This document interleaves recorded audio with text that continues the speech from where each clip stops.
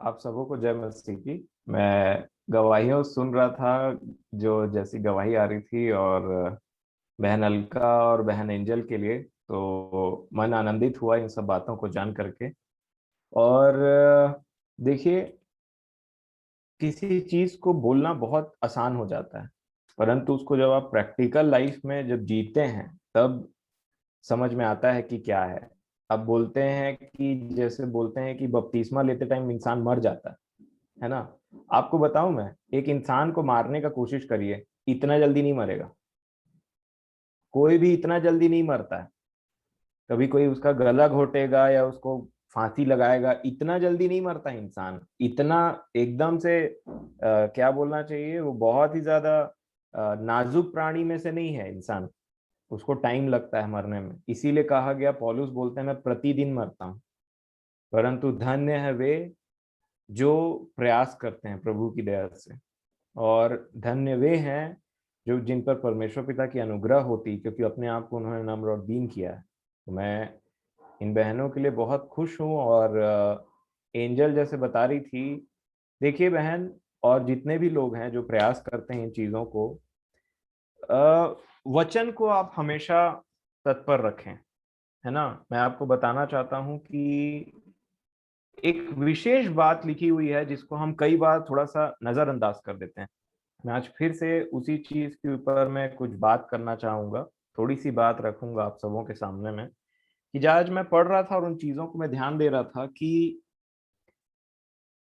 मतलब ये माफी और ये, और जब जब मैंने इन सब चीजों को देखा, जैसे आप मत्ती रचित सुसमाचार 6वां अध्याय पढ़ेंगे, है ना, 5वां से ये चीजें स्टार्ट होती है। और 6वें में आकर के प्रभु यीशु मसीह एक बात बोलते हैं कि जैसे हम पिछले दिनों ध्यान दे रहे थे माफी के विषय में, है ना।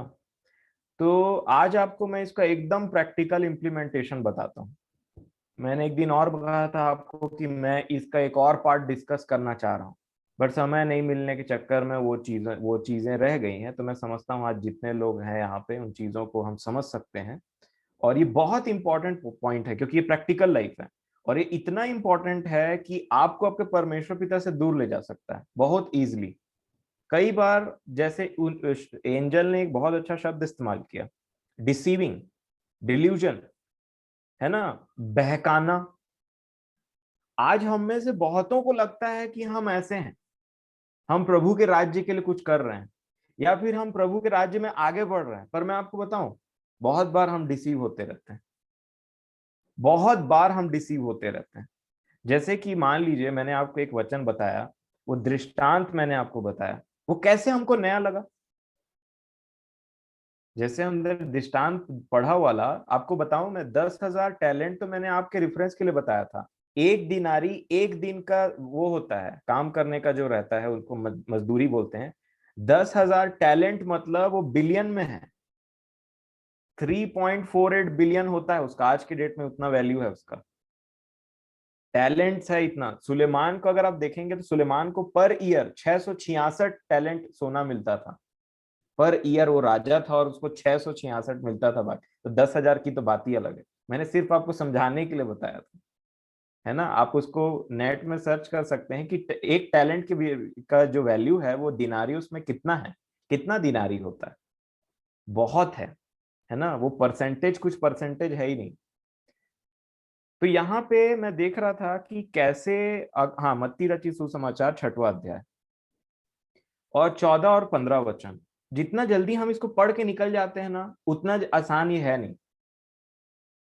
मत्ती रचित सुसमाचार 6वां अध्याय 14 और 15 वचन लिखा है, इसलिए यदि तुम मनुष्य के अपराध क्षमा करोगे तो तुम्हारा स्वर्गीय पिता भी तुम्हें क्षमा करेगा। और यदि तुम मनुष्यों के अपराध क्षमा ना करोगे तो तुम्हारा पिता भी तुम्हारे अपराध क्षमा ना करेगा। ये वचन आपने पढ़ा। अब इसी को जस्ट आप 5 अध्याय निकाल लीजिए, और 5 अध्याय में 23 वचन को हम पढ़ेंगे। यहाँ पे क्या लिखा है, इसलिए यदि तू अपनी भेंट वेदी पर लाए और तू स्मरण करे कि तेरे भाई के मन में तेरे लिए कुछ विरोध है, तो अपनी भेंट वहीं वेदी के सामने रख दे और जाकर पहले अपने भाई से मेल मिलाप कर, और तब आकर अपनी भेंट चढ़ा। अब यहाँ पे देखिए, हो सकता है आपने ये वर्सेस को पढ़ते पढ़ते बहुत जल्दी भाग गए हो गया। इसको बोलते हैं डिसीविंग। उसने डिसीव कर दिया, उसने आपको किसी, ऐसा हो गया कि अरे पढ़ा है हमने बहुत बार। बट आपको बताऊं ये कितना इंपॉर्टेंट है। ये इतना इंपॉर्टेंट है कि मत्ती रचित सुसमाचार में सबसे पहले संदेश में से एक है जिसको प्रभु यीशु मसीह ने आप हमको देना जरूरी समझा। अब हमको इसमें डिसीव कैसे करता है वो? चतुराई से। एक एक जगह आपने पढ़ा होगा कि जैसे मूसा के चेहरे पे वेल था ना, मूसा के चेहरे पे एक वेल रखा हुआ था, एक एक ओढ़नी टाइप की थी, और उससे वो लोग उसको देख नहीं पाते थे उसके चेहरे को। वैसे ही बोलते हैं कि वचन में भी एक चादर है, एक ऐसे करके कुछ रखा है। मान लीजिए ये मेरा मोबाइल है, ठीक है, इसके ऊपर में मैं एक तो मस्त वाला क्या करूं, क्या बोलते हैं, एक एक हैंकर चीफ ले लूं और इसको ढक दूं। आपको कभी पता चल पाएगा अंदर में क्या है? कुछ इसी प्रकार से वचन हमारे लिए रहता है, और ये सिर्फ और सिर्फ परमेश्वर पिता की दया से हटता है। नहीं तो आज भी बहुतों के मन में वो चादर है जिसके वजह से वो अंदर नहीं देख पाते हैं, और उनको लगता है हम प्रभु में बढ़ रहे हैं। और कई बार कुछ ऐसे वचन आते हैं ना जो प्रकाश लाते हैं, उनको लगता है ये मत्ती में था, हमको लगा कि आप कहीं और से प्रचार कर रहे हैं, पुराने नियम में कहीं हागे या हबक्कुक की पुस्तक में से जिसको हमने पढ़ा नहीं। मत्ती एक पहली पुस्तक है जिससे हम भी, हमारे साथ में ये सब चीजें छूट जाती है ना। तब परमेश्वर पिता की लाइट अचानक से आती जब हम अपने आप को नम्र और दीन करते हैं ना, क्योंकि परमेश्वर पिता हमारे हार्ट को जानते हैं, हार्ट को जानते हैं वो परमेश्वर पिता। यीशु मसीह फरीसियों से क्या बोलते हैं पता है? तुम मनुष्यों के सामने अपने आप को धर्मी प्रकट करना चाहते हो, आप जस्टिफाई करना चाहते हो मनुष्यों के सामने में कि आप धर्मी हो करके, परंतु परमेश्वर हृदय को जांचता है। और जिसके पास में अच्छा हृदय, जो अपने परमेश्वर पिता से जिसका संबंध अच्छा बना हुआ है, वो भले ही कैसा दिखे, कैसी ही बातें आपको उसकी लगे, मैं आपको बताना चाहता हूं आप उसके फलों से उसको पहचान जाएंगे, उसके फलों से आप उसको पहचान जाएंगे। इसीलिए यीशु मसीह ने कहा बुरा पेड़ कभी अच्छा फल नहीं ला सकता। अगर मैं और आप नम्र और दीन नहीं बनते हैं मेरे प्रियो, आपको वचन कभी नहीं समझ में आएगा, मुझे कभी समझ में नहीं आएगा। ये किसी मनुष्य के बस की बात नहीं है कि मैं कोई आपको समझा पाए, है ना। यहाँ एक दो वर्सेस मैंने आपको समझाया, आप इसको बहुत मनन करिएगा, बहुत मनन करिएगा, क्योंकि आपको मैं एक विशेष बात बताऊं, इसमें 19 वचन, 5 का 19 इंग्लिश और हिंदी दोनों में पढ़िएगा आपको जब भी मौका मिले। लिखा है इसलिए जो कोई इन छोटी सी छोटी आज्ञाओं में से किसी को तोड़े, है ना, जो कोई इन छोटी सी छोटी आज्ञाओं में से किसी को तोड़े और वैसा ही लोगों को सिखाए, वह स्वर्ग के राज्य में सबसे छोटा कहलाएगा। परंतु जो कोई उन आज्ञाओं का पालन करेगा और उन्हें सिखाएगा, वही स्वर्ग के राज्य में महान कहलाएगा। और इन छोटी सी छोटी आज्ञाओं में से एक क्या है पता है? व्यभिचार। यहाँ पे यीशु मसीह मर्डर के बाद में व्यभिचार का बात करते हैं। आप मेरे को बताइए, जब हमको मौका मिलता है वचन के प्रचार करने के लिए, कितने हम में से ध्यान जाता है व्यभिचार के ऊपर में बात करना है करके? बताइए। मैं आपको सच कहता हूं, पुराना नियम शरीर की लड़ाई थी, नया नियम दिमाग की लड़ाई है, हार्ट की लड़ाई है। ये दिमाग और हार्ट, हमेशा देखिए यीशु मसीह ने कहा तुम सुन चुके होगे कि हत्या मत करना। हत्या कैसे होती थी? चाकू मारा, गर्दन काट दिया और अगला मर गया। परंतु अब मैं तुमसे कहता हूं, अगर जो कोई अपने भाई से गुस्सा हो जाएगा, है ना, वो जजमेंट के लिए जाएगा। जो कोई उसका इंसल्ट करेगा वो कहाँ जाएगा? काउंसिल के लिए जाएगा, महासभा में। जो कोई उसके कहेगा वो यू फूल, ए मूर्ख, वो कहाँ जाएगा? वो जाएगा नरक की आग में। और आप बताइए, जो चीज हमारे लिए सबसे ज्यादा इंपॉर्टेंट है, हम उसको ऐसे स्किप कर देते हैं, बहुत जल्दी जल्दी चले जाते हैं, क्योंकि हमको कभी कभी भी पूरी बाइबल पढ़नी होती है ना, कभी कभी ऐसा हो जाता है। पर ये जो दो वर्सेस मैंने आपको बताए हैं, आप इसको याद रखिएगा। पहला, वेदी के पास तू आए तो तेरे भाई के मन में, तेरे मन में तेरे भाई के लिए कुछ हो तो पहले जा करके उससे सेटलमेंट कर ले, है ना। इसका मतलब, इससे पहले, वेदी मतलब क्या होता है? परमेश्वर पिता। परमेश्वर पिता के पास में वेदी से हम उसको संबोधित करते हैं, डिनोट करते हैं। तो जब ये व्यक्ति वेदी के पास जा रहा है, वेदी से क्या आवाज आ रही है? Go back, go back. वापस जाइए और उससे सब चीज ठीक कर लो, फिर आओ, है ना। पहला। दूसरा में क्या लिखा है यहाँ पे 6 के 14 में जो हमने पढ़ा, इसलिए यदि तुम मनुष्यों के अपराध क्षमा ना करोगे तो परमेश्वर पिता भी तुम्हारे अपराध क्षमा नहीं करेगा। अब इसको समझने के लिए प्रभु की दया से मैंने एक ट्रायंगल बनाया। क्या लिखा मैंने? मी। ट्रायंगल होता है ना, 3 साइड होता है ऐसे करके। यहाँ पे लेफ्ट हैंड साइड में मैंने लिखा मी, ऊपर में हमेशा गॉड, और यहाँ पे क्या लिखा? That person. वो कोई भी हो सकता है, दैट पर्सन। बस इतना काफी, आपको याद आ जाएगा नाम अपने अपने जीवनों में अगर कोई है तो। ठीक है। अब मान लीजिए मैं परमेश्वर पिता के पास में जाता हूं, प्रभु मुझे माफ कर दीजिए, प्रभु बोलते हैं उसके पास जा। आप सोच सकते हैं ये चीज कितनी गहराई है इस बात में। मैं आशा करता हूं प्रभु हमारी सहायता करें इन चीजों को समझने के लिए। जैसे ही मैं परमेश्वर पिता के पास जा रहा हूं, प्रभु मुझे माफ करिए, परमेश्वर पिता बोलते हैं उसके पास जा, तू उसको माफ कर दे, मैं तेरे को माफ कर दूंगा।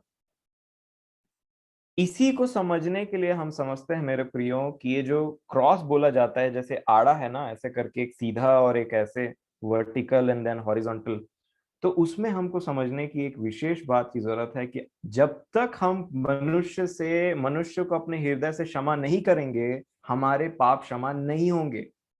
और यही होता है डिल्यूजन। हमको क्या लगता है, उसको मैं क्षमा नहीं करूंगा, ऐसा वैसा ये वो ऐसे करके हम बहाना बना के आगे पास हो जाते हैं। क्योंकि याद रखिएगा, जिस चीज में वचन हमेशा हमको आईना दिखाती है, परंतु ये हमारे ऊपर डिपेंड करता है कि यहाँ दाग लगा उसको रहने दें कि उसको साफ कर ले। और इसीलिए यीशु मसीह क्या बोल रहे थे पता है, एक चीज को लेकर के, तुम अंतिम दिनों में आएंगे, लोग मुझसे कहेंगे हमने भविष्यवाणियां की, चंगाई की, ये किया वो किया। कौन दिया था उनको पावर? यीशु मसीह ने। उन्हीं की दया से उनको वो चीजें मिली थी। परंतु यीशु मसीह जब वापस आ रहे हैं तो क्या बोलते हैं? I do not know you, मैं तुमको कभी नहीं जाना, तुम मेरे से पास चले जाओ। उनको क्या हुआ? धोखा हुआ, बहुत बड़ा धोखा। और अभी तक जीवन में कैसे चल रहे थे?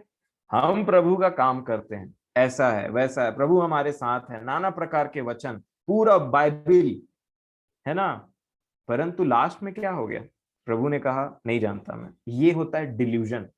जब तक मैं और आप उसके डिसीविंग नेचर को नहीं पढ़ें समझेंगे, जब तक मेरे और आपके आंख के सामने में एक पर्दा लगा हुआ है पवित्र शास्त्र के, जब तक वो पर्दा हटाया नहीं जाएगा, एक्चुअल बात कभी नहीं समझ में आएगी। भले हम स्थल कितना जानते हो, भले हम कितनों साल से मसीह को फॉलो कर रहे होंगे, नो।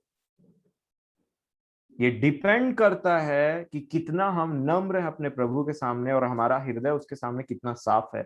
वो अपनी बातें उन्हीं को बताता है जिनका हृदय उसके सामने साफ रहता है। बाकी लोग पढ़ते जाएंगे, परंतु उनको समझ में नहीं आएगा, और ना ही उनको अनुग्रह मिल पाता है उन चीजों को करने के लिए। ये मैं आपको सच बात बता रहा हूं, क्योंकि आप ध्यान दीजिए, बाइबिल में जो प्रभु के असली लोग को सताते थे, सबसे ज्यादा किन लोगों ने सताया प्रभु के असली लोगों को? प्रभु के चेलों, जो बाइबिल को सबसे ज्यादा जानते थे। ये बात आप हमेशा याद रखिएगा, हमेशा बाइबिल को ज्यादा जानने वाले ही प्रभु के लोगों को सताते हैं, और उनको लगता है हम प्रभु के कार्य कर रहे हैं, हम प्रभु के नाम के लिए कुछ कर रहे हैं, है ना। परंतु जब प्रभु प्रकट होते हैं ना, तो वो बोलते हैं मैं भेड़ और बकरी दोनों को अलग कर दूंगा। तुम क्या सोचते हो, है ना। वो बोलते हैं तुम क्या सोचते हो, कि मनों को जांचने वाला नहीं समझता है कि तुम किस बात को सोच। उन्होंने तो यीशु मसीह को नहीं छोड़ा। और कौन लोग थे वो? यहां देखिए, इसको सबसे ज्यादा जानने वाले, इसको सबसे ज्यादा जानने वाले। आपको बताऊं मैं, आप आराम से पढ़िए मत्ती रचित सुसमाचार। स्टार्ट कैसे होता है? प्रभु क्या बोलते हैं? अन्य जातियों के बारे में बात करते हैं? नहीं, वो क्या बोलते हैं? तुम जब दो दूसरे को, तो तुर ही मत बजवाना। देगा कौन? क्योंकि वो बाइबल में लिखा है, उसी को मान रहे हो। तुम प्रार्थना करो तो ऐसे मत प्रार्थना करना। मतलब वो किन से बात कर रहे हैं? उन्हीं से जो वचन को सबसे ज्यादा जानते हैं। तो कहीं हम ये ना समझ लें कि वचन को हम सबसे ज्यादा जानते हैं, इसके वजह से हम स्वर्ग जाएंगे, ऐसा। डिल्यूजन बोलता हूं मैं इसको, डिसीविंग पावर उसका। और यहां पे लिखा हुआ है कि अगर तेरे मन में तेरे भाई के लिए कुछ हो तो पहले वहां जा, यहाँ पे आके स्तुति मत कर, यहाँ पे आके प्रार्थना मत कर, यहाँ पे आके गीत मत गा, यहाँ पे आके चर्च मत अटेंड कर, यहाँ पे आके ये मत कर वो मत कर, मेरे से कोई लेना देना मत रख, पहले उसके पास जाओ। और जब ये मैंने आपको एक एग्जांपल दिया था ना, एक डॉक्टर है मान लीजिए, उसके पास एक पेशेंट आता है, बोलता है डॉक्टर मेरा सिर दर्द दे रहा है बहुत ज्यादा, तो डॉक्टर क्या बोलता है पता है? ये ले दवाई, अपने दोस्त को दे दे जिसके तेरे साथ में नहीं जमता है, तू ठीक हो जाएगा। वो बोलता है ये कौन सी बात है, मेरी प्रॉब्लम है, मैं आपके पास आया हूं, मेरे को दवाई दो, है ना? परमेश्वर पिता के पास हम जाते हैं, प्रभु हम आपके पास आए हैं, आप मुझे माफी दीजिए, प्रभु बोलते हैं उसके पास जाओ। नहीं जाते बनता है, मत जाओ, वैसे ही रहो, और हमारा जीवन वैसे ही कंटिन्यू चलते रहता है। लेकिन जहां हम उन चीजों को अपने हृदय से निकाल देते हैं, मैं आपको बताना चाहूंगा, आप कुछ हल्का महसूस करेंगे, आप बहुत कुछ हल्का महसूस करेंगे। और वो हल्का क्या होता है पता है? कई दुष्ट आत्माएं हमारे अंदर से गायब हो रही है, जिन्होंने अभी तक हमको डिसीव किया था। मैं आपको सच बताता हूं, ये वही एक्सपीरियंस कर सकता है जिसने किसी को माफ किया। और अगर आपको वो हल्का मन महसूस हो गया अपने हृदय में, मैं आपको बता रहा हूं, बहुत कुछ हट गया है, बहुत कुछ हट गया है, और आप और लाइट वेट महसूस कर रहे हैं। अब थोड़ा मजा आ रहा है, थोड़ा प्रभु के रास्ते में चलने में और अच्छा लग रहा है ना?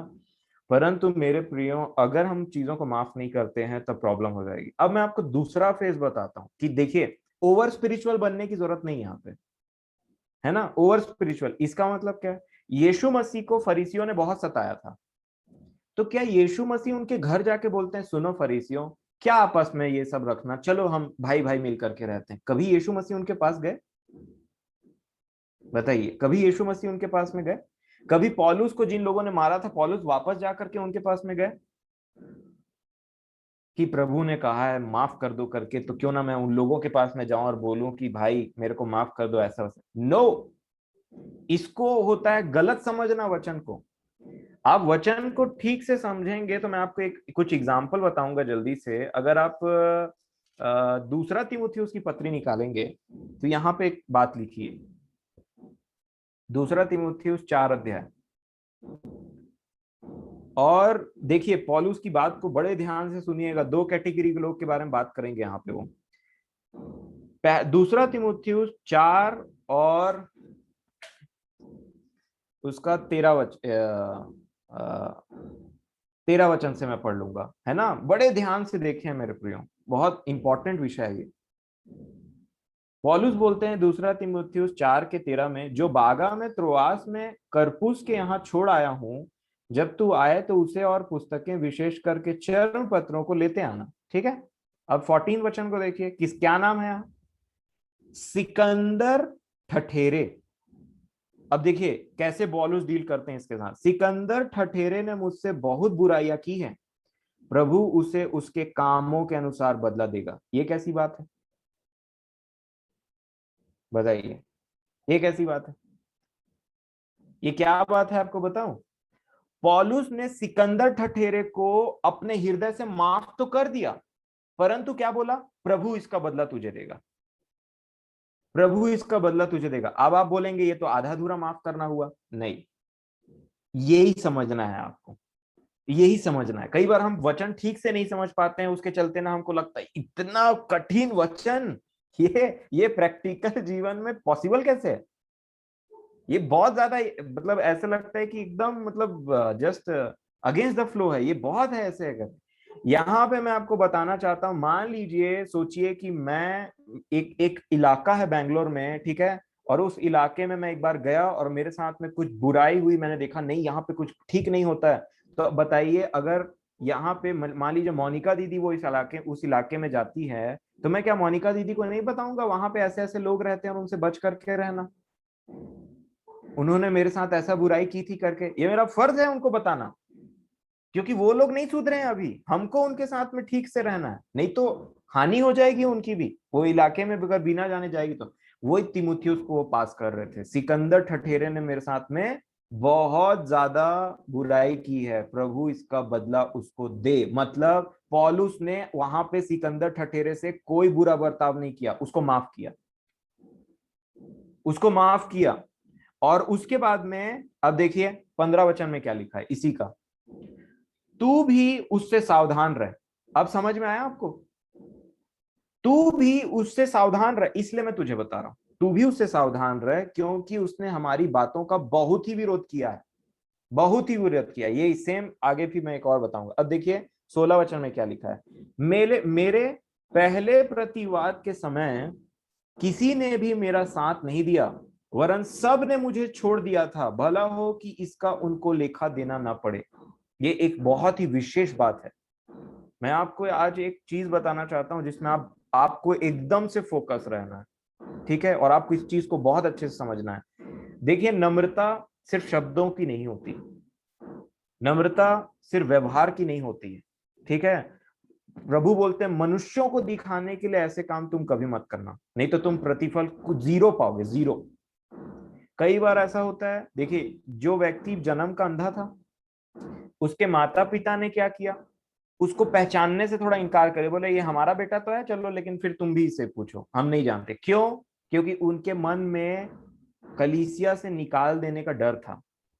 मैं आपको एक चीज बताता हूं, कई बार हम रॉन्ग क्यों चले जाते हैं पता है? ये तो कलीसिया की बात हो, आप बोलेंगे हम तो कलीसिया में ऐसा कुछ नहीं करते हैं। आपको मैं एक चीज बताता हूं, कभी भी अगर आपको आपको लगे कि एक व्यक्ति कहीं सच बोल रहा है या कोई एक मनुष्य सच बोल रहा है और आप वहां पे प्रेजेंट हैं और आप जानते हैं कि वो सच बोल रहा है, कभी भी गलत का साथ मत दीजिएगा, कभी भी गलत का साथ मत दीजिएगा, चाहे वो आपके अपने घर वाले क्यों ना हो। मेरी बात बहुत ध्यान से सुने, मैंने ये अपने जीवन में गांठ बांध करके रख लिया कि मैं कभी साथ नहीं दूंगा, चाहे थोड़ा देर के लिए किसी को बुरा क्यों ना लग जाए, है ना। पौलुस बोलते हैं वहां पे किसी ने मेरा साथ नहीं दिया, और इसके विषय में एक और बात जोड़ देते हैं, क्या बोलते हैं? भला हो कि इसका लेखा उनको देना ना पड़े। एक एक बात जो हमारे जीवन में होती है परमेश्वर पिता देखते हैं कि कौन किसका साथ देता है। कई बार लोग कलीसिया में गलत लोगों का साथ देते रहते हैं, कई बार हम खुद अपने परिवार में होकर के गलत लोगों का साथ देते रहते हैं, गलत को सपोर्ट करते रहते हैं। यहिजकेल नबी में इसकी चेतावनी दी गई है। क्या कहा गया है? बोला, परमेश्वर पिता बोलते हैं तुम मेरे जन को दुखी करते हो और दुष्ट को तुम एनकरेज कर देते हो, ऐसा ना हो। अब पौलुस मान लीजिए वहां बात कर रहे हैं और पौलुस को सब सही जान रहे हैं, परंतु साथ नहीं दिया। क्यों? क्योंकि उनको लग रहा था माहौल गड़बड़ हो रहा है, रिलेशन खतरा हो सकता है, पौलुस तो चले जाएंगे यहाँ से परंतु इसके बाद में गड़बड़ी हो जाएगी। मैं आपको बताऊं हमारे जीवन में बहुत समय में इसीलिए हमारे जीवन में कोई दुख नहीं आता, क्योंकि हम हमेशा, कई बार ऐसा होता है जहां भीड़ जाते रहती वहां चले जाते हैं ताकि अपोजिट ना चले जाएं और फिर हाईलाइट ना हो जाए। ऐसा मत करिएगा, कभी भी मत करिएगा। क्योंकि देखिए मैं नहीं बोलता कि अगर आप किसी गलत को पाते हैं तो उसको एकदम से एकदम उंगली उंगली उठा करके ये वो बोले बोले तू नरक जाएगा, ऐसा वैसा नहीं। आप उसका साथ मत दीजिए, लेकिन बड़े प्यार से समझाइए यहाँ आप गलत थे भाई, यहाँ आप गलत थे, तब वो चीज को समझेगा। अगर आप उसको सही समझ आके उसको एनकरेज कर देंगे ना, तो उसको लगेगा ऐसे किंग कॉन्ग वाला होता है ना, ऐसे ऐसे करके वो ऐसे ऐसे करने लगता है, बस अब कौन खड़ा होगा, दो चार लोग और आ गए मेरे साथ में। ये प्रैक्टिकल लाइफ है मेरे प्रियो। कभी भी इतना रिलेशन मत निभाइए कि आप मुसीबत में पड़ जाएं। पौलुस यहाँ बोल रहे हैं भला हो कि उन लोग जो मेरा साथ नहीं दिए मौका आने पर, उनको लेखा देना ना पड़े, उनको लेखा देना ना पड़े। और यहाँ पे क्या हम सीखते हैं, एक और मैं एग्जांपल आपको बताता हूं। एक और व्यक्ति है ना देमेत्रियुस करके, यूहन्ना रचित यूहन्ना की पत्री निकालें तो तीसरा यूहन्ना और 9 वचन, 3 और 9 है ना, लिखा है मैंने कलीसिया को कुछ लिखा था, पर दियोत्रिफुस जो उनमें बड़ा बनना चाहता है हमें ग्रहण नहीं किया, है ना। तीसरा यूहन्ना 9 वचन बोलते हैं यूहन्ना, यूहन्ना कौन? जिसने प्रकाशित वाक्य लिखा, यीशु मसीह के सबसे ज्यादा प्रिय चेले, 12 चेलों में से जिसको सबसे ज्यादा प्रभु ने नाम दिया जिन लोगों को, उनमें से एक यूहन्ना, है ना। वो बोलते हैं मैंने कलीसिया को कुछ लिखा था।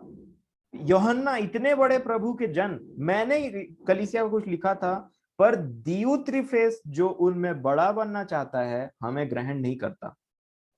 क्या लिखा आगे, इसलिए जब मैं आऊंगा तो उसके कामों की जो वह कर रहा है सुधि दिलाऊंगा कि वह हमारे विषय में बुरी बुरी बातें बकता है, और इस पर भी संतोष न करके आप ही भाइयों को ग्रहण नहीं करता, और उन्हें जो ग्रहण करना चाहते हैं मना करता है और कलीसिया से निकाल देता है। ये इस प्रकार का व्यक्ति था एक तो, जो प्रभु के चेलों से बढ़कर अपने आप को कुछ बोल रहा था, बोल रहा मैं बड़ा बनना चाहता हूं। यहाँ पे बोल रहे हैं, यहाँ पे यूहन्ना। तो बताइए, अब आप बोल सकते हैं यूहन्ना आपने क्यों माफ नहीं किया दियोत्रिफेस को? ठीक है, हो सकता है आपके दिमाग में भाई नाम क्यों ले रहे हो किसी व्यक्ति का, अगर आपके प्रभु ने माफ करना सिखाया तो। यहीं पे एक बात छिपी हुई है। इन्होंने दियोत्रिफेस को क्या किया, लिखा है उनका अपोज किया। क्यों अपोज किया? क्योंकि वो व्यक्ति प्रभु की कलीसिया के साथ में छेड़खानी कर रहा था। ठीक है, तो यहां पे वो उस बात का खंडन करते हैं। एक जगह ये यूहन्ना बोलते हैं तुम उनको भी सलाम नहीं करना, किसी को नमस्ते तक नहीं करना जो ऐसे प्रभु की शिक्षा को लेकर के नहीं आते हैं तुम्हारे पास में, और उल्टी सीधी बातों को बकते रहते, प्रभु के नाम से आए, प्रभु के नाम से आए करके। ये सब क्या बताता है? अगर हम इतने सॉफ्ट है मन में, जिसका विरोध नहीं करना चाहिए उसका विरोध नहीं कर पाते हैं, तो बताइए हम ये सब वचनों को कब मानेंगे? प्रभु यीशु मसीह प्रकाशित वाक्य में क्या बोलते हैं? मैं जानता हूं तू उन लोगों को सह नहीं सकता है जिनको मैं भी नहीं सह सकता। अगर आप प्रकाशित वाक्य दूसरा अध्याय देखेंगे और 2 वचन में, प्रकाशित वाक्य 2 का 2, मैं तेरे काम और तेरे परिश्रम और तेरे धीरज को जानता हूं, और यह भी कि तू बुरे लोगों को देख नहीं सकता। है ना, एक विशेष बात, बुरे लोगों को देख नहीं सकता, और जो अपने आप को प्रेरित कहते हैं और है नहीं, उन्हें तू परख कर झूठा पाया। परखा, बुरे लोगों को देख नहीं पाया और परख कर झूठा पाया, ये झूठे हैं। और कई बार हम इतने नम्र रहेंगे, जी हाँ जी, ये जी जा जी, अब सबको जी जा जी बना करके रख लेंगे तो फिर कैसे बनेगा? कभी पहचान नहीं पाएंगे, है ना। तो देखिए, एक ये भी तरीका है कि हमको ऐसे वचन को बुद्धिमानी के साथ में हमको अपने परमेश्वर पिता के पास में रहना है ना। अब देखिए, मैं आपको एक एक बात बताता हूं, ये भी आपको बहुत हेल्प करेगा, क्योंकि ये मेरे को बहुत हेल्प करता है ये सब ऐसे सिचुएशन में। रोमियो की पत्री निकालें और उसका 12 अध्याय, रोमियो की पत्री और उसका 12 अध्याय और 19 वचन। जब कभी भी हमको माफ करने वाली बात आती तो हम क्या करते हैं? कई कई बार ऐसा हो जाता है, नहीं मैं सही हूं, मैं ऐसा हूं, और मैं इसको बताऊंगा, मैं इसको बताऊंगी। कैसे नहीं बोलूं? इसके जवाब का कैसे मैं, मतलब ये मेरे पास आया है, इसको मैं कैसे नहीं पलट करके कुछ बोलूं? है ना, यहाँ पे क्या लिखा है देखिए। आज आपको ये बात अच्छे से समझ में आया, प्रभु हम पर अनुग्रह करे सब पर। रोमियो 12:19, हे प्रियो बदला न लेना, फिर से, हे प्रियो बदला न लेना, परंतु परमेश्वर के क्रोध को अवसर दो, क्योंकि लिखा है बदला लेना मेरा काम है। प्रभु कहता है मैं ही बदला दूंगा, प्रभु कहता है मैं ही बदला दूंगा। तो जैसे राज्य और पराक्रम और महिमा सदा आपकी है बोलते हैं ना, तो उसमें एक और जोड़ लीजिए, बदला। राज्य, पराक्रम, महिमा और बदला सदा आपके हैं, मेरा नहीं है वो। अगर मैं और आप बदला लेते हैं और बोलते हैं बदला मैं लूंगा, तो हम परमेश्वर पिता के जगह को छीन रहे हैं, क्योंकि वो तो बोलता है बदला लेना मेरा काम है। और पौलुस वहां क्या बोलते हैं? इस बात का परमेश्वर उसको बदला दे। लिखा है ना, सिकंदर ठठेरे के लिए, इस बात का बदला प्रभु तुझे देगा, उसको देगा। और स्वर्गदूत क्या बोलते हैं? परमेश्वर तुझे डांटे शैतान, परमेश्वर तुझे डांटे, मतलब कौन? मैं नहीं, मुझसे बड़ा। जब वो मारेगा तू सह नहीं पाएगा। जी हाँ, बाइबल क्या बताती? यदि तुम्हारा जो जिससे तुम्हारा नहीं जमता है, तुम्हारा कोई दुश्मन है, ठीक है, वो प्यासा हो तो उसे पानी पिलाओ। इससे क्या करोगे? जलते हुए अंगार को रख दोगे उसके सिर के ऊपर में। ठीक है, अब देखिए, मैं ये प्रार्थना कर सकता हूं प्रभु आप इसको माफ कर दीजिए, इसने मेरे साथ ऐसा किया, लेकिन मैं ये नहीं बोल सकता प्रभु आप इससे बदला मत लीजिएगा। हाँ, बदला उनका है। अगर कोई आपको छूता है तो प्रभु की आंख की पुतली को टच करता है, आपको पता है यीशु मसीह ने क्या कहा? पिता ये नहीं जानते कि क्या कर रहे हैं। रहे हैं। मैं आपको बोलता हूं, अगर आप प्रभु के सच्चे बच्चे हैं, परमेश्वर पिता के बेटे और बेटी हैं, तो आप भी बोलिए, प्रभु ये नहीं जानते कि किसके बच्चे को ये तंग करते हैं। बस बस। और मैं आपको बताना चाहता हूं, आप एक एक व्यक्ति का नाम जानते हैं, याकूब, जो सबसे पहले चेलों में से मरे थे, जिनका गला काट दिया गया था। प्रेरितों के काम में ऐसा लिखा है ना। ये गला काट दिया का पीछे एक महत्व है, जिससे आखिरी वचन रिलेटेड है। मैं समझता हूँ प्रेरितों के काम, और 5 मिनट, 5 में नहीं, प्रेरितों के काम, वो याकूब का गला कब कटा था, कौन से अध्याय में है? हाँ, ये 12 अध्याय, प्रेरितों के काम, है ना। 12 अध्याय, और 1 और 2 वचन को मैं पढ़ूंगा। जब प्रभु के चेले काम कर रहे थे, तो सबसे चेला, ये 12 चेलों में से सबसे पहले मरने वाला यही थे। लिखा है 12 के 1 में, क्या नाम है, प्रेरितों के काम में, उस समय हेरोदेस राजा ने कलीसिया के कई व्यक्तियों के सताने के लिए उन पर हाथ डाले। ठीक है।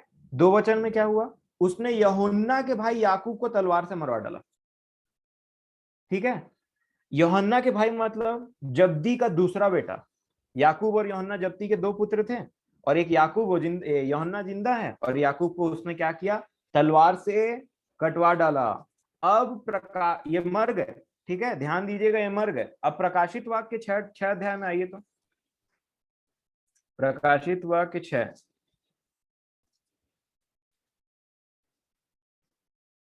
प्रकाशित वाक्य 6 अध्याय और 9 वचन। प्रकाशित वाक्य 6 और 9 लिखा है, जब उसने 5वीं मुहर खोली, तो मैंने वेदी के नीचे उनके प्राणों को देखा, जो परमेश्वर के वचन के कारण और उसकी गवाही के कारण जो उन्होंने दी थी, वध किए गए थे। ठीक है। तो बताइए, इसमें याकूब थे कि नहीं? यूहन्ना कब देख रहे हैं इस पूरे चीजों को, कब लिख रहे हैं प्रकाशित वाक्य की पुस्तक को? है ना। याकूब मर चुके हैं तब तक। उसके बाद यूहन्ना को दर्शन मिला, जब वो बूढ़े थे। तो आप जानते हैं ये सब बात प्रकाशित वाक्य में जो लिखी हुई है ना, जब वो पतमुस टापू में थे और बूढ़े हो गए थे, तब उन्होंने ये बातें लिखी। मतलब उनका भाई कब का मर चुका था। तो बताइए, ये 9 वचन में क्या याकूब नहीं है यहाँ पे? क्या लिखा है? जब उसने 5वीं मुहर खोली, तो मैंने वेदी के नीचे, वेदी है, उसके नीचे क्या देखा? उनके प्राणों को देखा, जो परमेश्वर के वचन के कारण और उस गवाही के कारण जो उन्होंने दी थी, वध किए गए थे। तो इसमें याकूब भी हैं।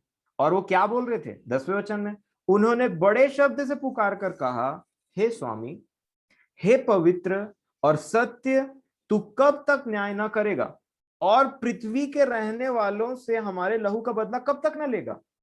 इसमें याकूब भी है, इसमें स्तेफनुस भी है जिसको मारा गया। वो सब बोल रहे हैं, तू कब तक बदला ना लेगा? तो ये जो है प्रभु के विश्वासी लोग, जो प्रभु के नाम से जाने जाते हैं, वो किसको पुकार रहे हैं बदला के लिए? परमेश्वर पिता को। इन्होंने माफ कर दिया, परंतु बदला किसके ऊपर में छोड़ दिया? परमेश्वर पिता। और मैं आपको सच बताता हूं मेरे प्रियो, जो परमेश्वर पिता के लोगों को सताते हैं ना, अगर उन्होंने माफी नहीं मांगी परमेश्वर पिता से उन लोगों के लिए, और परमेश्वर पिता से कि भाई प्रभु, मैंने आपके लोगों को सताया, सच मांगी, तो अच्छी बात है, प्रभु क्षमा कर देंगे। अगर नहीं मांगी, तो ऐसे लोग का बदला, आपका बदला आपको नहीं चुकाना पड़ेगा। परमेश्वर पिता है उसके लिए, परमेश्वर पिता है उस चीज के लिए। वो बोलते हैं बदला लेना मेरा काम है। तुम मेरे ऊपर छोड़ के तो देखो एक बार, मेरे ऊपर छोड़ के तो देखो, तुम अपने ही बदला ले लेते हो। तुम बोलते हो बदला लेना मेरा काम है, इधर मैं बोल रहा हूं बदला लेना मेरा काम है। तुम बदला लेने दे ही नहीं रहे हो मेरे को। जैसे कि वो एक बार बात हुआ था ना, जार में हाथ डाल के कितना सारा हम वो बच्चे निकाल पाएंगे, तो बोलता अगला आप दे दो करके। है ना, जो छोटा बच्चा रहता है लास्ट में बुद्धिमान बोलता है आप निकाल के दे दो मिठाई मेरे को इतना सारा, या फिर जो भी वो बेचने के लिए आया था। तो फिर वो क्या करके, वो जान रहा है अगले का हाथ बड़ा है। उसी लिए बदला लेना हमेशा परमेश्वर पिता का काम है। हमेशा जब आपको गुस्सा आए, कुछ ऐसा प्रॉब्लम हो, जैसे धीरे धीरे एक इंसान बढ़ता है, तो बोलिए मैं बदला नहीं लूंगा, मैं बदला नहीं लूंगी। बदला लेना मेरे परमेश्वर का काम है। जैसे राज्य, पराक्रम और महिमा महिमा सदा उसकी है, वैसे बदला लेना भी उसी का काम है। जैसे हम उससे महिमा नहीं छीनते, बोलते हैं ना प्रभु को महिमा मिले, प्रभु को महिमा मिले, गीत गाने के बाद बोलते हैं प्रभु को महिमा मिले, वचन प्रचार करने के बाद बोलते हैं प्रभु को महिमा मिले, है ना। वैसी बोलिए, प्रभु आपको अवसर है आपके क्रोध के लिए, मैं तो माफ कर देता हूं, जैसे पौलुस बोल रहे हैं मैंने माफ कर दिया, परंतु परमेश्वर सिकंदर ठठेरे से इस बात का बदला लेखा लेगा। स्वर्गदूत क्या बोलते हैं, शैतान परमेश्वर तुझे डांटे। इसीलिए मेरे प्रियो, अपना कॉन्शियंस साफ करने के लिए, ऐसा नहीं कि परमेश्वर यीशु मसीह ने वो क्या नाम है जो फरीसी लोगों को माफ नहीं किया था, उन्होंने माफ किया था। आप यीशु मसीह की नम्रता को देखिए, एक जगह से वो पार हो रहे थे, वहां पे लोग क्या बोलते हैं कि यहां से चले जाओ, हमारे नगर में मत एंट्री करो। तो याकूब और यूहन्ना क्या बोलते हैं, प्रभु आज्ञा दे, क्या स्वर्ग से निकले आग और इनको भस्म कर दे। यीशु मसीह बोलते हैं वेट, डांटते हैं उनको, तुम नहीं जानते हो कि तुम किस आत्मा के हो, तुम नहीं जानते हो कि तुम किस आत्मा के हो। देखिए, अगर आपका क्या होता है, मैं आपको सच बताता हूं, हर व्यक्ति से जरूरी नहीं कि जिसको आपने माफ कर दिया उसके साथ आप मेल मिलाप भी कर ले, कई बार नहीं हो पाता है। जैसे मान लीजिए, मैं आपको एक एग्जांपल बोलता हूँ, ट्रैफिक में एक व्यक्ति है, वो सामने से आ रहा, आप इधर से आ रहे हैं। अब मान लीजिए कि ऐसा हो गया कि अब ऐसा हो गया कि मान लीजिए वो गलत साइड से आ रहा है, ठीक है, उसके बाद भी वो उल्टी सीधी बात कर रहा है ना, बोल रहा है कि आप कैसे इधर ऐसे वैसे करके, तो आप उतना टाइम चुप रहते हो। उतना टाइम आपको बोलना है कि ठीक है आप जाइए, यहाँ से बन सकता है तो आप प्लीज चले जाइए यहाँ से, तो आपने क्या किया, माफ कर दिया। ठीक है, इसका मतलब ये नहीं कि आप गाड़ी घुमा करके जा रहे हो और बोल रहे हो कि भाई सुनो ना सुनो ना, हम relation, let us not destroy our relationship what we have, है ना। ऐसा ना हो कि भाई हमारे जो रिलेशन था अभी, ऐसा ना हो कि प्रभु मेरे को मार डाल, मैं आपको फिर से गाड़ी रोक करके आपके सामने आया हूँ, चलो ना गले मिलते हैं, तब तक हम माफी नहीं मिलेगी। नहीं, ये नहीं है, ऐसा नहीं होता है। इसको बोलते हैं ओवर स्पिरिचुअल बन जाना, है ना, ज्यादा ही एकदम बह जाना, एकदम नहीं नहीं बाबा ऐसा वैसा कर ऐसा नहीं होता है। आप वचन को ठीक से पढ़ेंगे, प्रभु हमारी सहायता करेंगे। देखिए, प्रभु का फरीसियों के साथ में कभी नहीं जमा, परंतु प्रभु ने अपने मन में फरीसियों के लिए ऐसा नहीं कि कुछ रखा था। निष्पाप बोला गया है उस मेमने को, मतलब उसके अंदर कुछ पाप नहीं था। उन्होंने सिर्फ खरी और सीधी बात बोली थी उनको, इसका मतलब ये नहीं था कि उन्होंने ऐसा ग्रज रखा था या ये वो, ऐसा कुछ नहीं। वैसे ही अगर आपका किसी के साथ नहीं जमता है, टोटली फाइन, उसमें कोई जरूरत नहीं है बार पीछे जा करके किसी के हाथ पैर जोड़ने के लिए। हाँ, अगर आपसे गलती होती है तो जरूर उसको माफ करिए। और मैं आपको फिर बताता हूं, ये जो नया नियम है ना, ये पूरा माइंड के ऊपर में है, माइंड और हार्ट, इसी से लड़ाई है आपकी बस। जहां आपने अपने माइंड को छोड़ा, इतने थॉट आएंगे उसके अंदर में, इतने थॉट आएंगे ना, को लगेगा बस सामने आया और एक तोप रहा है, बस इधर से कुछ ऐसा करूं और तोप के साथ में दूसरे दुनिया में फेंका जाए अगला। क्यों, कहां से आई ये, क्योंकि हमने अपने विचारों को प्रभु यीशु मसीह में सुरक्षित नहीं रखा। शांति गायब हो गई हमारे अंदर और वो विचार आ गए। देखिए, कई बार कैसे होता है, हमारे जो प्रियजनों के साथ में हमारी थोड़ा बात हो जाती है, हर परिवार में ये सब चीज होता है ना। अब देखिए, कुछ फाइट्स लंबे क्यों चलते हैं पता है, क्योंकि हम एक दूसरे से दूरी बना लेते हैं। जैसे मान लीजिए मैं हूं, मेरी बहन है, अब मेरी बहन और मेरा फाइट हो गया, लड़ाई हो गया, ठीक है, तो मेरे पास बहुत सारे चांस है कि मैं वही घर में रहता हूं तो फिर अपनी बहन को अप्रोच करूं या कुछ ऐसा वैसा हो जाए, हमारे बीच में सब ठीक हो जाए। परंतु अगर मेरी बहन दूसरे घर में रहती है और उसके साथ मेरा फाइट हो गया, तो क्या होता है, हम अपने घर में, वो अपने घर में। क्यों ऐसा करने की जरूरत है, ये नहीं। आप अप्रोच करना, कई बार अप्रोच करना पड़ता है। और ये सब बातों को हम सीखते हैं मेरे प्रियो, कि ये सब बातें बहुत इंपॉर्टेंट है हमारे लिए, है ना। आप इसको यूं ही ना जाने दें कि मत्ती में तो है और माफ करोगे तो माफ किया जाएगा, ऐसे नहीं। परमेश्वर पिता कभी हमको ग्रहण नहीं करते हैं अगर हम माफ नहीं करते हैं तो। और ये बात हमको समझनी जरूरी है ना। कभी भी मन में इन सब बातों को नहीं रखा जाता, थोड़ा टाइम के लिए रहता है, क्रोध होता है, आ जाता है, परंतु उसमें विजय पाने का मतलब ये होता है कि प्रभु के पास में, देखिए प्रभु ही हमको हर चीजों से वो कर सकते हैं, बचा सकते हैं। पुराना नियम क्या था, पुराने नियम में आपने जो ये 10 आज्ञा पढ़ी ना, कैसे पढ़ते हैं आप 10 आज्ञा को, बताइए। 10 आज्ञा कोई बताए।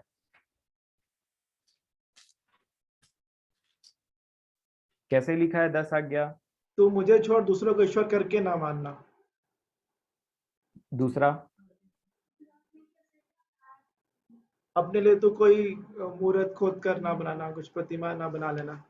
Should I read? ठीक है, एक बार पढ़ दीजिए चाचा। निर्गमन 20 में है क्या? 20।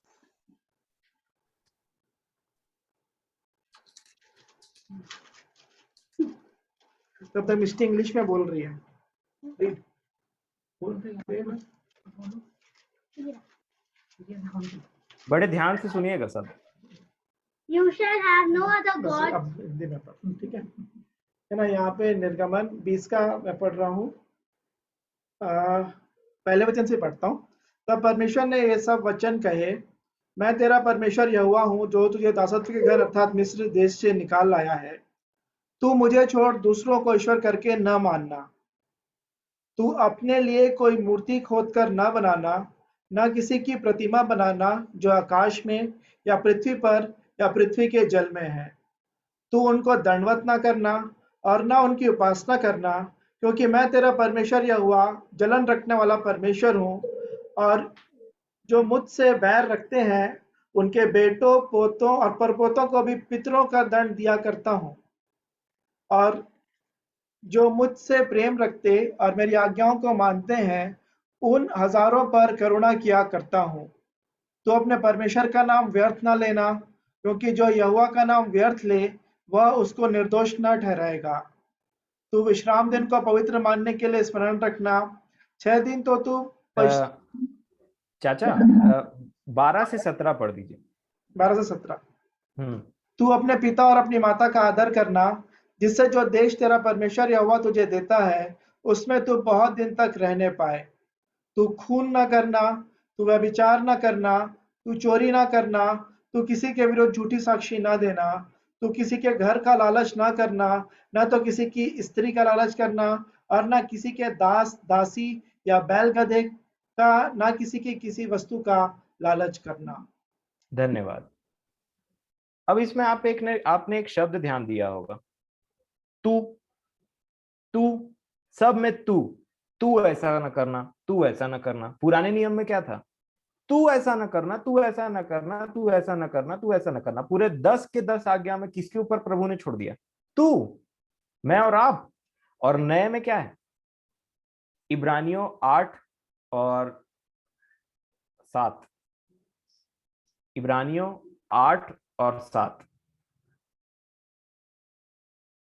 इब्रानियों 8 अध्याय और 7 वचन में लिखा है, क्योंकि, ध्यान से पढ़ेंगे, क्योंकि इब्रानियों 8:7, क्योंकि यदि वह पहली वाचा निर्दोष होती तो दूसरे के लिए अवसर न ढूंढा जाता। अगर पहला ठीक होता तो दूसरे की जरूरत नहीं पड़ती। आप 8 अध्याय अच्छे से पढ़िएगा। 13 वचन में क्या लिखा है इसी का? नई वाचा की स्थापना से उसने प्रथम वाचा को पुरानी ठहरा दिया, और जो वस्तु पुरानी और जीर्ण हो जाती है उसका मिट जाना अनिवार्य है। पूरा यहीं पे रखिएगा, बाइबल मत बंद करिए। अब देखिए क्या होता है। पुराने में क्या था? तू ऐसा ना करना, तू ऐसा ना करना, तू तू तू तू, यू। और नए में क्या है बताए? 8 अध्याय और 10 वचन लिखा है। 8 के 10 में फिर प्रभु कहता है कि जो वाचा मैं उन दिनों के बाद इजराइल के घराने के साथ बांधूंगा, यह वह है कि अब मैं आ गया, मैं अपनी व्यवस्था उनके मनों में डालूंगा। आगे क्या लिखा है? और उसे उनके हृदय पर लिखूंगा और मैं उनका परमेश्वर ठहरूंगा और वे मेरे लोग होंगे। और आगे क्या लिखा है?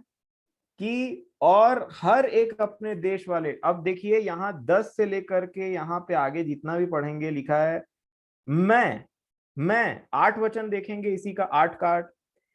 पर वह उन पर दोष लगाकर कहता है, प्रभु कहता है, देखो वे दिन आते हैं कि मैं इजराइल के घराने के साथ और यहूदा के घराने के साथ नई वाचा बांधूंगा। यह उस वाचा के समान न होगा जो मैंने उनके बाप दादों के साथ और उस समय बांधी थी, जब मैं उनका हाथ पकड़कर उन्हें मिस्र देश से निकाल लाया था। ये पुरानी वाचा के समान ना होगा, वहां तुमको करना था, यहाँ पे कौन करेगा? मैं और मैं। और यही तो है पवित्र आत्मा जो हमसे करवाता है। और यही बात है मेरे प्रियो, बस हमको सरेंडर करना है कि प्रभु ये हमसे नहीं हो पा रहा है। जहां हम वीक होते हैं वहां वो बलवंत होता है। जहां हम प्रार्थना नहीं करते हैं वहां हम उसी दशा में पड़े रहते हैं। हमको पहले मानना पड़ेगा कि हमसे माफ करते नहीं बनता है। हमको पहले मानना पड़ेगा कि हम गुस्सैल हैं। हमको पहले मानना पड़ेगा कि हम ढीठ हैं, हमारे मन कठोर हैं। जब आप ऐसे शब्दों को बोलते हैं तो हम वीक हो जाते हैं। और प्रभु बोलते हैं अब मैं करूंगा, तू नहीं। अब मैं करूंगा, अब मैं अपनी आत्मा को भेजूंगा और तुझे अनुग्रह दूंगा, फिर मैं ही तेरे हाथ से करवाऊंगा। जैसे होता है ना, मैंने आपको बताया था, एक बच्चा लिखते रहता है ABCD, वो खुद नहीं लिख रहा है, उसका पिता हाथ पकड़ा हुआ है, पर लग क्या रहा है? वो लिख रहा है, तो बड़ा खुश रहता है। बोल रहा है अरे ये लिख रहा हूं मैं, परंतु देख नहीं रहा है कि हाथ पकड़ा हुआ है पिता ने, वही बनवा रहा है ऐसे करके। ये कुछ इसी तरीके का है मसीही जीवन। तो यही बात है, देखिए हर चीज घर से स्टार्ट होती है ना। कई बार कुछ चीजें बुरी लग जाती हैं हमको, परंतु उनमें रहना और उसी में बने रहना, ये अंदर ही अंदर हमको सड़ा देगा। मैं आपको बताता हूँ, ये अंदर ही अंदर हमको सड़ा देता है। और शैतान यही चाहता है कि हम अंदर ही अंदर सड़ें, अंदर ही अंदर हम गलें, अंदर ही अंदर हम खराब हों। तो इन बातों का ध्यान रखना है हमको, ताकि ऐसे हम ना बने। और दूसरा कि मैं फिर बोलता हूं कि जो बहुत देखने में आता है, गलत चीजों का साथ मत दीजिए। अगर आप जिसको सही नहीं बोल सकते हैं तो वहां शांत रहें, उसको गलत भी ना बोलें। अगर आप में हिम्मत है इतना कि सही को सही बोलना है तभी बोलें। नहीं तो मैं आपको सच बताता हूं, अगर आपने गलती से गलत चीजों में साथ दे दिया किसी और व्यक्ति का, या किसी चीज में भी, ठीक है, चाहे आपके दोस्त हो, चाहे वो कोई भी हो, चाहे वो रिश्तेदार हो, दोस्त हो, कोई भी हो, अगर गलत चीज में आपने कहीं पे साथ दिया, तो मैं आपको बता रहा हूं इसका लेखा देना पड़ेगा हमको। क्योंकि परमेश्वर पिता बहुत गुस्सा होते हैं जब कोई सच के अगेंस्ट में जाता है तब। तो ये मेरा आपसे विनम्र निवेदन है कि कभी भी अपनी जिंदगी में, चाहे आपको कितनों भी प्यारा दोस्त हो, कितनों भी प्यारा इंसान आपके जीवन में हो, गलत चीज का साथ कभी मत दीजिएगा। कभी साथ नहीं दीजिएगा गलत चीजों का, नहीं तो आप बहुत बड़े मुश्किल में फंस सकते हैं। तो प्रभु हमारी सहायता करें इन सब चीजों के लिए। और जैसे जैसे आगे मौका होगा वैसे वैसे कुछ और बातों को भी हम देखेंगे, है ना। और समय के लिए धन्यवाद।